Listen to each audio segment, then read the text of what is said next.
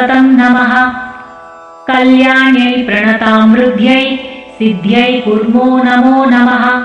नैऋत्यै भूभृतां लक्ष्म्यै सर्वाण्यै ते नमो नमः।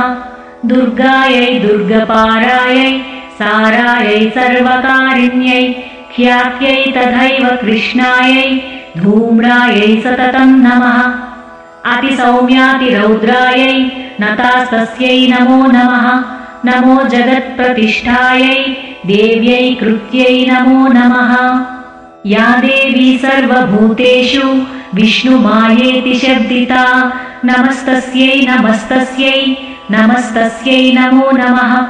या देवी सर्वभूतेषु चेतनेत्यभिधीयते नमस्तस्यै नमस्तस्यै नमस्तस्यै नमो नमः। या देवी सर्वभूतेषु बुद्धिरूपेण संस्थिता